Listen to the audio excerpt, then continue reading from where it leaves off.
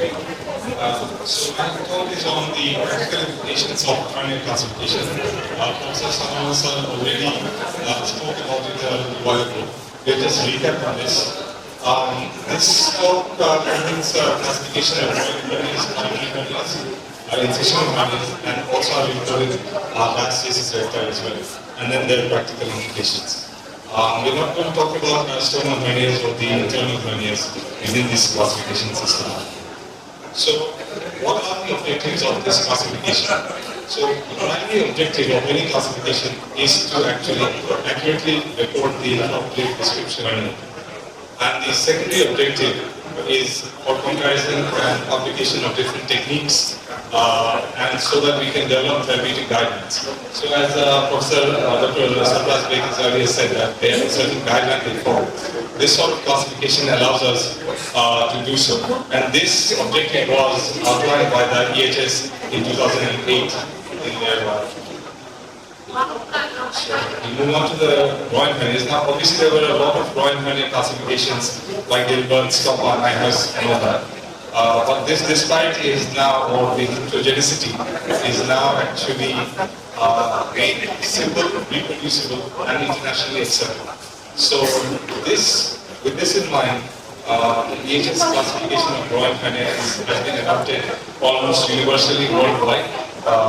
And this includes variables which are the nature, the site, and the size. So nature is whether it's a primary or recurrent, and site is lateral or indirect, lateral to the inferior gastric arteries, medial is medial to the inferior gastrics, and femoral. And the size is again 0, 1, 2, and 3. The 1 stands for 1 finger breadth or 1.5 centimeters, and 2 finger breadth, and so on. So this is the EHS groin hernia classification. This is a grid for groin hernia recording. So every patient who undergoes groin hernia surgery should have their records recorded in such a sheet, and you just tick the appropriate option and you store it for further use later on.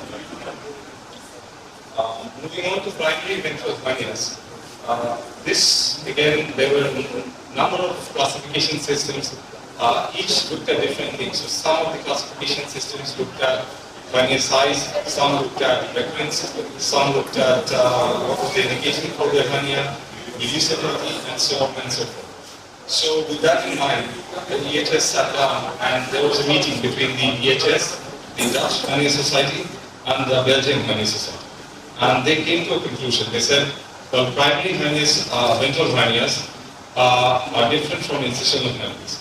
So, the primary ventral hernias or abdominal wall hernias are not the same as the incisional hernias, and therefore an epigastric hernia or an umbilical hernia would be classified as a primary ventral hernia. But if that patient had a surgery and that recurred, it would be classified as an incisional hernia, not as a primary incisional hernia. So that's why I made that in red, that we should not use terms like primary incisional hernia. It's either primary or an incision. So the variables are very simple. They took only site and size into consideration for primary ventral hernias. The sites were the midline hernias, which were the epigastric and umbilical, and the lateral ones were the Spigelian and the lumbar hernias. Size-wise, they said small, medium, and large. And small means it has to be the hernia defect intraoperatively should be less than 2 centimeters. Medium hernias are between 2 and 4, and any hernia that is intraoperatively more than 4 centimeter defect should be classified as a large hernia. So this is their grid that they have advised, and this incorporates all the information. And you can actually record the exact diameter intraoperatively for that specific hernia that you're doing. Moving on to incisional hernias, the variables again are very similar, but it adds another thing, recurrence. So if the sites are again midline and lateral, the size here there is no small, medium, and large. What you are meant to record is intraoperative width and length of the entire defect. And finally, whether this was a recurrent case or a first-time case for the incisional hernia. So this is the grid that is provided. So M3 is umbilical. This includes a zone 3 centimeters above and below the umbilicus, and the subxiphoid is 3 centimeters from the ZP sternum, and everything in between is these two regions, M1 and M3 is M2 or the epigastric hernia, and similarly the M5 is the suprapubic, 3 centimeters from the pubic symphysis, and anything in between is M4. And so on the lateral is the L1, L2 and L3, and the lumbar hernia is L4. So while using this grid, now the advice is for every surgery, every case and every center, you should record within such a grid so that you can audit yourself, and then later on you can publish those results and compare your outcomes for that specific hernia. So what they have said is, the conclusion was, if a hernia extended between multiple zones, so you need to mark all the zones involved. So if, say, there was a hernia that involves from the epigastric up to the umbilical region, so you say M2 and M3. And if it's from epigastric umbilical and infraumbilical as well, you would say M2, 3 and 4, and so on and so forth. If the same individual has two different incisions with two different hernias, they should be recorded as separate entities. So they will be separate hernias, not the same. But if there are multiple defects, such as in a Swiss cheese kind of defect, where there are multiple openings in the same incision line, you would record the widest part of the defects, so the lateral two. So if you look at this diagram, I use so if you see these three defects here, you're recording the lateral most aspect of the superior hernia here, and the lateral most aspect of this middle defect here. And this gives you the entire width of this specific hernia. And again, the topmost margin of the uppermost defect and the inferiormost margin records the inferior margin, and you would record this the entire length as the defect. So this entire length would come into your report. And you would record it as then W1, 2 and 3, 1, 2 and 3. So W3 is more than 10 centimeters and so on. So diastasis vector. Now I've included this in this classification because previously, around before 2010, I think we would consider that diastasis vector is not really a hernia, it's a different disease process altogether. But what we can see is diastasis vector does contribute to possibility of recurrence and all of that in our surgeons. So there are certain issues as well. It's a pathological problem. It adds to body image problem, psychological problem. It adds to functional problems, core instability, that is back pain, inability to sit up and from a lying position, and so on. It also causes intestinal problems. Patients with huge divalications will actually complain a lot of constipation and so forth. So it is a pathology that needs treatment if possible. So the classification of diastasis vecti, DHS has given as T, T, and H. So T is diastasis vecti after pregnancy is T1, and if it's related to obesity and not pregnancy, it's T2. The distance T1 is if there is a gap of more than 2 to 3 centimeters, and between 3 and 5 centimeters is D2, and between over 3 centimeters is D5.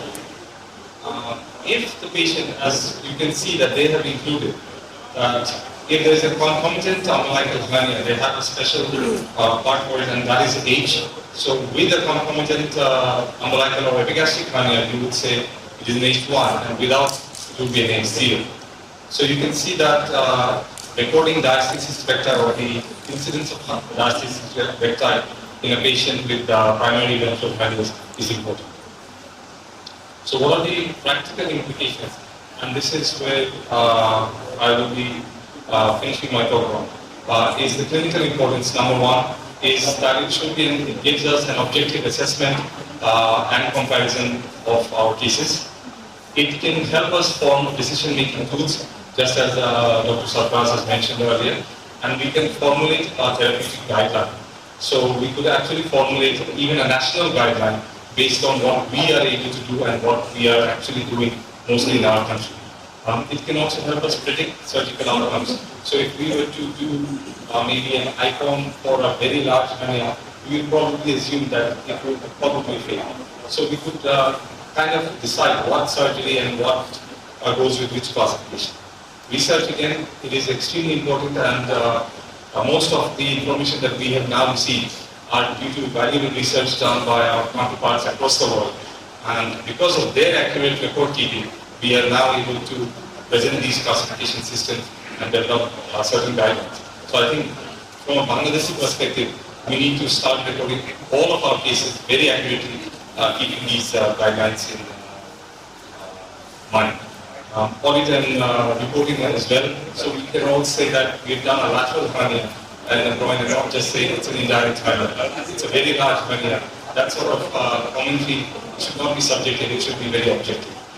And most importantly now, given the kind of litigations that is going on in our globally and even in our country now, I think recording these according to this classification system will save us and our patients as well from certain litigation issues, legal issues, and it will end up giving us probably our first hernia national registry. So these are the goals of the practical implications of having a classification system and using and recording them. And hopefully, we have devised this sort of a record sheet. And if anyone wants to use it, I think it incorporates nothing out of our own minds. It is all from what EHS has provided us. We have just put it all into one page, one for abdominal hernias and one for groin hernias. And maybe if we could all record such cases in this sort of sheet, we could compile all our results together, and hopefully we could publish with more accuracy and hopefully give better service to our patients and our patients. So this is my talk. Thank you very much.